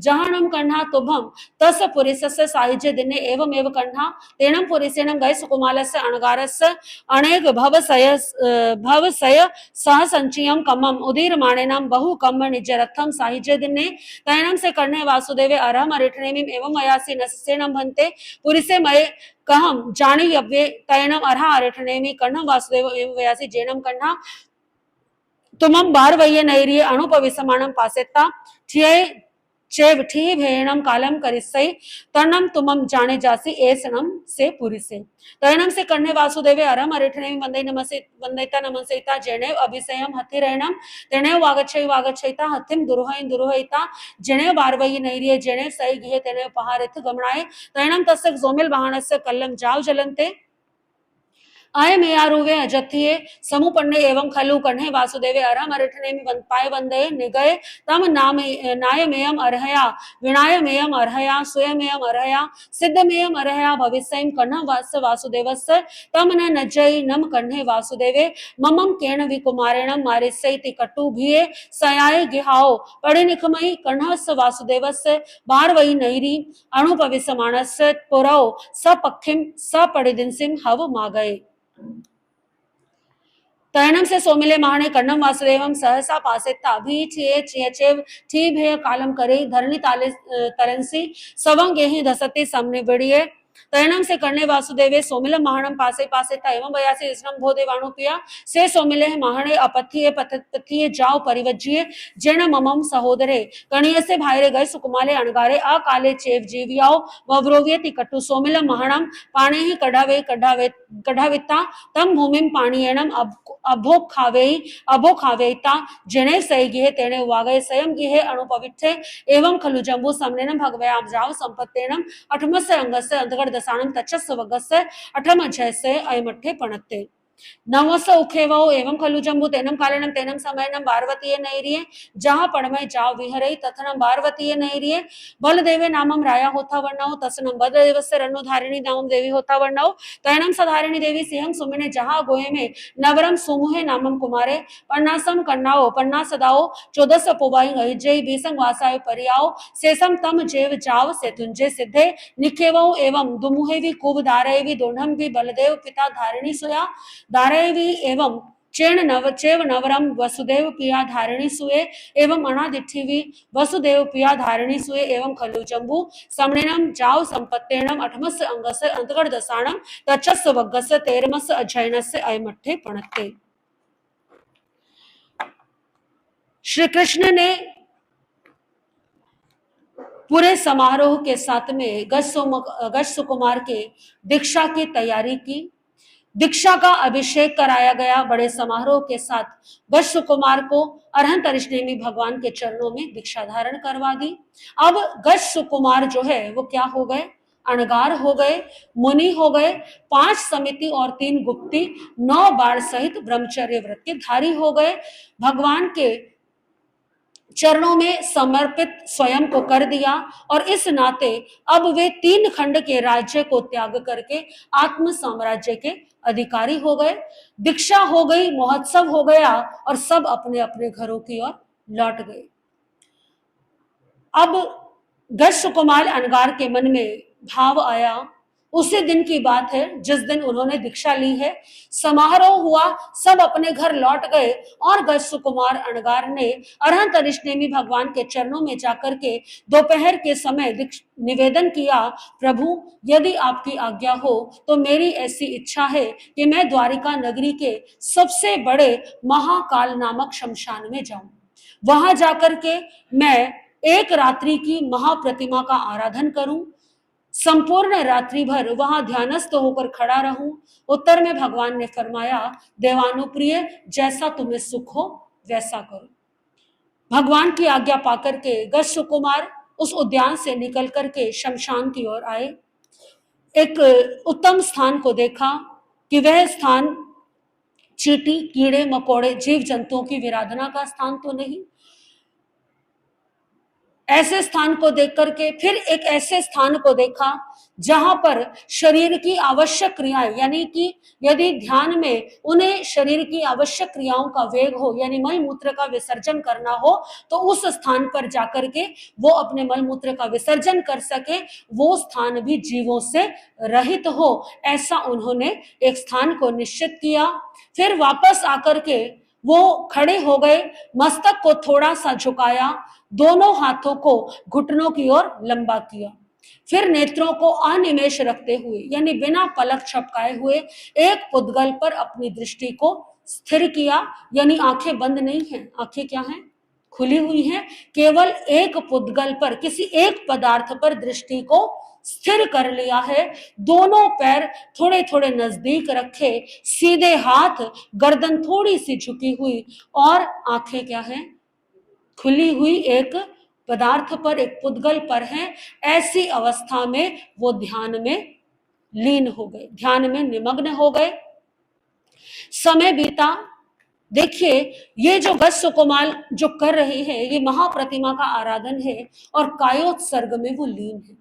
कायोत्सर्ग का नियम होता है कि चाहे मनुष्यकृत तिर्यंच के द्वारा या किसी देव के द्वारा कोई भी परिचय आए, उपसर्ग आए, तो कायोत्सर्ग में शरीर को हिलाना डुलाना नहीं होता। काय उत्सर्ग, कायोत्सर्ग, यानी काया का भी क्या कर दिया है, उस समय त्याग कर दिया है। यानी कष्ट आएगा तो क्या चिंतन करना, ये कष्ट किसको आ रहा है, शरीर को आ रहा है, ये कष्ट मेरी आत्मा को नहीं आ रहा। दूसरी बात कि कभी ध्यान या कायोत्सर्ग जब किया जाता है तो उसमें शरीर की जो आवश्यक क्रियाएं होती हैं, मल मूत्र का विसर्जन और उसके साथ साथ छींक आना, उबासी आना, या शरीर की वो क्रियाएं जो हमारे स्वयं हाथ में नहीं, जैसे अंगों का स्फुरण होता है, अंग फड़कने लग जाते हैं, तो इन सब का आगार होता है। कई बार कुछ भाई बहन प्रश्न करते हैं, अभी कल ही एक प्रश्न आया था मेरे पास, जिज्ञासा एक बहन की आई थी, क्योंकि जानकारी नहीं होती कई बार कि यदि हमने मान लीजिए सामायिक ले रखी है और आवश्यक क्रिया का वेग लग गया तो क्या करें, क्या उस वेग को रोक के रखें? तो उस वेग को नहीं रोकना, चाहे कायोत्सर्ग हो, चाहे ध्यान हो और चाहे सामायिक हो। तो क्या किया जाए, आप एक ऐसे स्थान पर जहां आप अपने ये आवश्यक क्रिया करते हैं, प्रासुक जल भर करके रखें, तैयारी करके रखें, कभी आपको करना भी पड़े तो प्रासुक जल का उपयोग करके आप अपनी आवश्यक क्रिया से निवृत्त हो सकते हैं। इस बात का ध्यान रखें। तो आवश्यक क्रिया के वेग को रोकना कायोत्सर्ग में भी नहीं बताया, सामायिक में भी नहीं रोकना, इस बात का ध्यान रखें। हालांकि ध्यान रखना चाहिए कि पहले से ही निवृत्त होकर बैठे, परंतु कई बार कर्म उदय से ऐसा अवसर आ जाता है, क्योंकि इस वेग को रोकना, एक तो ध्यान भंग होता है, एकाग्रता नहीं रहती, दूसरा शरीर में महारोगों की उत्पत्ति भी हो सकती है। तो इसी कारण से कायोत्सर्ग करने से पहले ही गज सुकुमार ने एक स्थान को निश्चित कर लिया कि यहां पर आवश्यक क्रिया कर सकते हैं, ये जीव इत्यादि से रहित है। जिस समय गज सुकुमार ध्यान कर रहे थे, संध्या का समय होने लगा, सूर्यास्त का समय। उस समय सोमिल ब्राह्मण महाकाल शमशान के पास से होकर के निकला। संयोग की बात देखिए कि गज सुकुमार भगवान के दर्शनों के लिए गए और सोमिल ब्राह्मण की कन्या अंतःपुर में आई। उसके पश्चात गज सुकुमार ने वापस आकर के अपनी दीक्षा के लिए अनुमति मांगी। दीक्षा की अनुमति नहीं मिली। अगले दिन राज्य अभिषेक का महोत्सव किया गया और फिर गज सुकुमार ने क्या ली, दीक्षा ली। ये सारे उपक्रम हुए तो सोमा जो कन्या थी उसका विचार किसी को भी नहीं आया। गज सुकुमार को तो ज्ञान ही नहीं था, श्री कृष्ण भी इस बारे में भूल गए और संयोग से सोमिल ब्राह्मण भी उस समय अपने नगर से बाहर गया हुआ था यज्ञ की कुछ सामग्री इत्यादि लेने के लिए। तो जब गज सुकुमार की दीक्षा हो गई, संन्यास ले लिया उन्होंने, उत्सव हो गया, संध्या के समय वो वापस नगर में लौट रहा था तो उसे इस विषय में कोई जानकारी नहीं थी। जब वो लौट रहा था तो उसी महाकाल शमशान के निकट से वो निकला। जब निकल रहा था, गुजर रहा था, उस समय मनुष्यों का आवागमन वहां से कम सा हो गया था, क्योंकि शमशान के निकट जाते हुए लोगों को क्या लगता है, लेकिन गज सुकुमार पूरी रात्रि वहां क्या ध्यान करने वाली है। तो सोमिल ने देखा, पहचान लिया, ये तो कौन है, ये तो गज सुकुमार है, इसने तो दीक्षा ले ली, मेरी बेटी का अब क्या होगा, मुझे बताया नहीं, मुझे खबर नहीं कि मेरी बेटी का जीवन तो क्या कर दिया इसने, बर्बाद कर दिया। क्योंकि वो समय था जब वागदान का भी महत्व हुआ करता था, यानी यदि जुबान दे दी किसी को, यदि कन्या का विवाह तय हो गया तो वो कन्या विवाहित ही समझी जाएगी। तो सोमिल को क्रोध आया कि अब मेरी पुत्री से कौन विवाह करेगा, मेरी पुत्री का जीवन इसने नष्ट कर दिया। ये तो एक छोटा सा कारण था। आगमकार कहते हैं कि पूर्व भव का वैर जागृत हुआ और सोमिल के मन में अत्यंत तीव्र क्रोध उत्पन्न हुआ। उस तीव्र क्रोध में आकर के क्या किया उसने कि मैं इसे दंड दूंगा। क्या दंड दूं? आसपास देखा, देखिए ब्राह्मण है, यज्ञ की सामग्री लेने गया हुआ है, परंतु बैर के अंदर, क्रोध के अंदर व्यक्ति अपने विवेक को भूल जाता है। सोमिल ने देखा आसपास चिता जल रही थी, चिता जल करके शांत हो गई, लेकिन जो लकड़ियां जली थी चिता के अंदर, उसके जो अभी अंगारे थे वो क्या हो रहे थे। होता है ना ऐसा, अग्नि तो शांत हो जाती है लेकिन वो जो लकड़ियां जल रही थी वो अंगारों में बदल जाती हैं, उनको शांत होने में समय लगता है। तो अभी चिता की अग्नि तो शांत हुई परंतु अंगारे धधक रहे थे। इधर उधर देखा, कुछ गीली मिट्टी सी थी, उठाई और गज सुकुमार के सिर पर क्या कर दी, पाल बांध दी, किनारा सा बना दिया गीली मिट्टी से। फिर गया, वो जो जलती हुई चिता थी, जो चिता अभी पूरी तरह से शांत भी नहीं हुई, उस चिता से इधर उधर देखा और कुछ नहीं मिला। तो जो चिता में खोपड़ी थी उसको उठाया, उसमें अंगारे भरे, क्योंकि और कोई पात्र तो है नहीं और विवेक बिल्कुल शून्य हो चुका है। वो अंगारे जो है वो भरे और कहां ला करके उड़ेल दिए, गज सुकुमार के उस शीश पर उड़ेल दिए जो आज ही जिसका लोच हुआ था। उस शीश पर वो अंगारे जलते हुए रख दिए, अंगारे रखे और फिर देखा आसपास कोई मुझे देख तो नहीं रहा, अपना सामान समेटा और वहां से, अब गज सुकुमार तो किसमें है, कायोत्सर्ग में है। कायोत्सर्ग का त्याग नहीं किया जा सकता, हालांकि ये अपनी व्यक्ति की स्वतंत्र इच्छा है साधक की, कोई मजबूर नहीं करता किसी को भी नियम पालन के लिए। गज सुकुमार चाहते तो उसी क्षण सोमिल को एक नजर देख लेते, सोमिल वहीं पर क्या कर देता, छोड़ देता। गज सुकुमार चाहते तो अपने सिर को जरा सा हिलाते और सारे अंगारे, लेकिन गज सुकुमार ने चिंतन किया कि मैं अभी कायोत्सर्ग में हूं और कायोत्सर्ग का नियम है चाहे कोई भी कष्ट आ जाए शरीर को हिलाना डुलाना। पीड़ा हो रही है, असह्य वेदना, पर गज सुकुमार क्या चिंतन करते हैं, ये पीड़ा मुझे नहीं हो रही, ये पीड़ा इस शरीर को हो रही है, ऐसा चिंतन करते धीरे धीरे वो जो त्वचा थी वो जल गई, धीरे धीरे जो रक्त मांस था वो पकने लगा, क्योंकि कितने धधकते हुए अंगारे रखे हुए। और कुछ ही समय, क्योंकि असह्य वेदना से गज सुकुमार पूर्ण समता में उस वेदना को सब भावों से सहन करते करते वो समय आया, शुभ परिणाम और प्रशस्त अध्यावसायों से ज्ञान को रोकने वाले कर्मों का क्षय हुआ। कर्मों के क्षय हो जाने से प्रधान केवल ज्ञान, केवल दर्शन उन्हें प्राप्त हुआ और उस समय कुछ ही समय पश्चात गज सुकुमार सिद्धत्व को प्राप्त हो गए। बोलिए महातपस्वी समता आराधक गज सुकुमार अणगार की। गज सुकुमार सिद्धत्व को प्राप्त हो गए, यानी आयुष्य पूर्ण हो गया। देवों ने, समीपस्थ देवों ने सुगंधित जल की वृष्टि की, 5 वर्ण के फूल दिव्य वस्त्रों की वर्षा करके उस शव पर हुई। देव गंधर्व निनाद करने लगे कि एक साधक ऐसी उत्कृष्ट समता की आराधना करके मोक्ष को उसने प्राप्त किया है। आपके स्थानक में ये जो सामने दृश्य देख रहे हैं, ये गज सुकुमार अणगार और सोमिल ब्राह्मण का प्रतीकात्मक दृश्य है। अनेकों स्थानकों में ये मिलेगा आपको। ये प्रतीक है उस महान समता का जो गज सुकुमार ने अपने जीवन में अपनाई थी।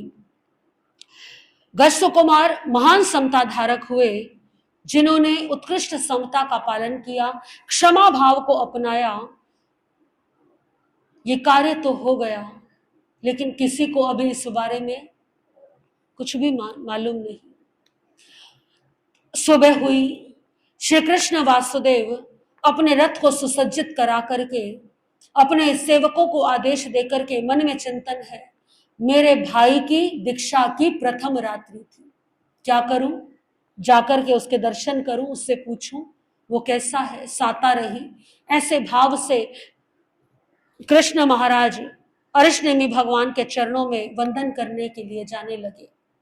मार्ग में देखा श्री कृष्ण ने एक वृद्ध व्यक्ति है और उस वृद्ध व्यक्ति के घर के बाहर एक ईंटों का ऊंचा सा ढेर लगा हुआ है और वो वृद्ध व्यक्ति एक ईंट उठा रहा है और भीतर रखकर आ रहा है। न जाने श्री कृष्ण के मन में कैसे अनुकंपा के भाव आए और रथ पर बैठे बैठे कृष्ण, क्योंकि ऊंचाई पर थे, क्या किया उन्होंने? एक ईंट उठाई और कहां रख दी? भीतर रख दी। अब कृष्ण ने तो एक ही ईंट उठाई, सैनिकों ने सोचा जरूर इसमें कोई बात होगी, जब महाराज ने उठाई है तो हम भी क्या कर दें। उन्होंने भी एक एक ईंट उठा करके रख दी, तो सारी की सारी ईंटें क्या है? भीतर रखी गई। श्री कृष्ण वासुदेव अरहंत अरिष्टनेमी भगवान के चरणों में पहुंचे। अरिष्टनेमी भगवान के चरणों में पहुंच करके अपने भाई को उनकी नजरें ढूंढने लगी। भाई कहीं दिखाई नहीं दिया। पूछा अरिष्टनेमी भगवान से, भगवान मेरे छोटा भाई नव दीक्षित गज सुकुमार अणगार कहाँ है? भगवान अरिष्टनेमी तो सर्वज्ञ सर्वदर्शी थे। भगवान कहते हैं कि कृष्ण तुम्हारे भ्राता ने अपने मनोरथ को सिद्ध कर लिया, अपने लक्ष्य को प्राप्त कर लिया। क्या अभिप्राय है इसका? अभी तो कल ही तो दीक्षा ली है, इतनी जल्दी? तो अरिष्टनेमी भगवान ने सारी बात बताई, बस इतना नहीं बताया कि ये कार्य किसने किया। अरिष्टनेमी भगवान कहते हैं वो उपकारी पुरुष जिसने तुम्हारे भाई की सहायता की। श्री कृष्ण कहते हैं क्रोध में भर करके, ये सहायता नहीं, ये तो मेरे भाई की क्या है? हत्या है। आप मुझे नाम बताइए कि वो व्यक्ति कौन है। तो अरिष्टनेमी भगवान कहते हैं उस पर क्रोध मत करो, उसने तो तुम्हारे भाई के लक्ष्य को प्राप्त करने में सहयोग किया है, महान समता की आराधना तुम्हारे भाई ने की। श्री कृष्ण कहते हैं फिर भी ऐसे व्यक्ति को मेरे राज्य में रहने का कोई अधिकार नहीं है। आप मुझे बताइए, मैं उसे अपने राज्य में नहीं रहने दूं। एक संत के प्रति ऐसा दुर्व्यवहार, वो दंड का अधिकारी है। अरिष्टनेमी भगवान कहते हैं कि तुम्हें दंड देने की आवश्यकता, प्रत्येक जीव को उसके कर्मों का फल स्वतः ही मिल जाता है। जब तुम वापस लौटोगे तो संयोग से वो व्यक्ति जिसने ये कार्य किया है वो तुम्हारे समक्ष आ जाएगा और तुम्हें देखते ही उसके प्राणों का अंत हो जाएगा, उसे उसके कर्मों का फल स्वयं ही मिलेगा। तुम्हें दंड देने की आवश्यकता, तुम समझ जाना कि ये वही व्यक्ति है। श्री कृष्ण महाराज शोक निमग्न हुए, दुख आया मन में, भगवान को वंदन नमस्कार किया। मन में आज दुख के भाव है, सेवकों को आदेश दिया, आज मेरी इच्छा है राजमार्ग से मैं वापस। होता है ना, जब आप दुखी होते हैं तो आपका मन होता है एकांत में रहने का, आपका मन नहीं होता कि कोई आपसे मिले, बात करे। कृष्ण महाराज कहते हैं राजमार्ग से वापस लौटूंगा तो लोग मिलेंगे, न जाने कितने कितने लोग स्वागत में सेवा के लिए तैयार खड़े मिलेंगे, अभिवादन के लिए खड़े मिलेंगे। तो मुझे राजमार्ग से नहीं जाना, मुझे भीतर की गलियों से ले चलो, भीतर के मार्ग से ले चलो। भीतर के मार्ग से कृष्ण वासुदेव लौटने लगे और उधर व्यक्ति पाप तो कर लेता है, लेकिन जब भय आता है मन में कि पाप उजागर हो जाएगा, तब क्या आता है मन में? भय आता है। अब सुबह हुई, सोमिल को याद आया उसने क्या किया। सोमिल सोचता है कृष्ण वासुदेव को पता जरूर लगेगा, और यदि पता लग गया कि मैंने किया है तो मृत्यु दंड मिलेगा। सोमिल ने तुरंत जल्दी जल्दी में एक गठड़ी सी बांधी और नगर छोड़ने के लिए तैयार हो गया। पता लगा कि कृष्ण वासुदेव कहाँ गए हैं, अरिष्ट नेमि भगवान के चरणों में गए हैं, तो जरूर उन्होंने बता दिया होगा मेरे विषय में। तो मैं छोटी गलियों से मैं जल्दी जल्दी निकल जाता हूं। तो छोटी गलियों से वो निकलने लगा, और फिर एक समय आया जब आमना सामना हो ही गया। श्री कृष्ण को देखते ही सोमिल के हृदय की गति रुक गई। देखिए, व्यक्ति जब पाप करता है, दूसरे को कष्ट देता है, तब तो ऐसे भाव नहीं आते, और जब अपनी बात आई कि मेरे प्राण संकट में है, मुझे प्राण दंड मिलेगा, तो हृदय गति क्या हो गई। तो जैसा व्यवहार दूसरों के साथ करते हैं, वैसा व्यवहार यदि हमारे साथ हो तो कैसा लगता है। सोमिल वही धड़ाम से भूमि पर गिर गया। श्री कृष्ण वासुदेव समझ गए ये कौन है। श्री कृष्ण कहते हैं यही वो लज्जा रहित पापी दुष्ट सोमिल ब्राह्मण जिसने मेरे भाई को क्या किया है। मेरे भाई को असमय, एक साधु को, एक राजकुमार को इसने असमय मौत के घाट उतार दिया। इसके शव को घसीटते हुए नगर से बाहर ले जाओ और ले जाकर के कहीं फेंक दो। उसके पश्चात जहां जहां इसके शव ने भूमि का स्पर्श किया है, उस भूमि को स्वच्छ करा दो। ऐसा सेवकों को आदेश दिया, और सेवकों को आदेश देकर के श्री कृष्ण वासुदेव वापस अपने नगर की ओर, अपने महलों की ओर आए, और वापस आकर के राज्य करने लगे। धीरे धीरे ये दुख क्या होने लगा, कम होने लगा। आर्य श्री सुधर्मा स्वामी कहते हैं, जम्बू, भगवान महावीर ने अंतगढ़ सूत्र के तीसरे वर्ग के 8वें अध्ययन में यही वर्णन फरमाया है। 9वें अध्ययन में भगवान महावीर ने फरमाया कि वही द्वारिका नगरी जिसका वर्णन पहले ही आ चुका था। द्वारिका नगरी में बलदेव महाराज राज्य करते थे। उनकी धारिणी नाम की एक आज्ञाकारिणी रानी थी। बलदेव महाराज कौन है? श्री कृष्ण वासुदेव के बड़े भाई हैं। धारिणी रानी के एक पुत्र का जन्म हुआ जिसका नाम रखा गया सुमुख कुमार। ये सुमुख कुमार जो है, युवा अवस्था प्राप्त होने पर 50 कन्याओं के साथ उनका विवाह हुआ। सुमुख कुमार को भी गौतम कुमार की भांति भगवान की वाणी सुनकर के वैराग्य हुआ। वैराग्य होने पर माता पिता और परिपत्नी की आज्ञा लेकर के उन्होंने दीक्षा धारण की। थोड़े ही समय में 14 पूर्व का ज्ञान अभ्यास किया, 20 वर्ष तक चारित्र का पालन किया, और अंतिम समय में शत्रुंजय पर्वत पर जाकर के उन्होंने संथारा ग्रहण किया। संथारा लेकर के सर्व कर्मों की निर्जरा करते हुए, केवल ज्ञान, केवल दर्शन को प्राप्त करते हुए वे सिद्ध, बुद्ध और मुक्त हुए। इसी प्रकार से बलदेव राजा के पुत्र और धारिणी के अंगज दुर्मुख कुमार और कूपधारक ने भी दीक्षा धारण की। अंतिम समय में संथारा करके सिद्ध पद को प्राप्त किया।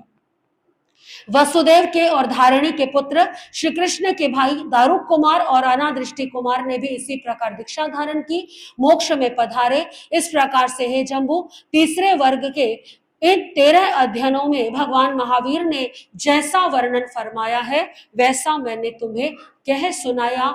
इति तृतीयो वर्ग, तीसरे वर्ग की वाचना यहाँ पर पूरी हुई। बोलिए भगवान महावीर स्वामी की, आर्य श्री सुधर्मा स्वामी की, आर्य श्री जम्बू स्वामी की। श्री आगमे तिवे प्रणते तम झासुतागमे अतागमे तदुवे आगमे आशांके शशि गुते शालोगिते में आलो जवाइदम वचा मेले में नकरम अचकरम पैनम विरयनम जोगिनम गोसिनम सटदनम दुत्र परिचम कालिन को सजाओ असज्जायम सज्जायम सज्जायम न सज्जायम तस्मिच्छामि दुक्कडम तस्मिच्छामि दुक्कडम तस्मिच्छामि दुक्कडम। सभी बोलेंगे तस्मिच्छामि दुक्कडम। प्रभु की वाणी में कोई शब्द न्यून अधिक कहा गया हो, किसी शब्द की विपरीत प्ररूपणा की गई हो, कोई शब्द जल्दी बोला गया हो, देर से बोला गया हो, तो बारंबार मिच्छामि दुक्कडम, मिच्छामि दुक्कडम, मिच्छामि दुक्कडम। आज के प्रवचन में आपने गज सुकुमार अलगार का वर्णन सुना।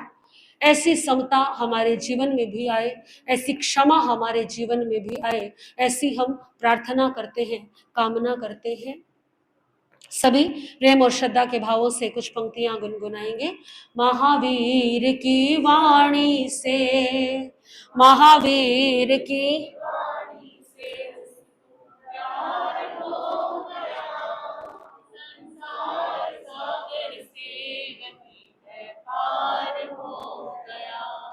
गुरुदेवों की वाणी से जिसको प्यार हो गया, संसार सागर से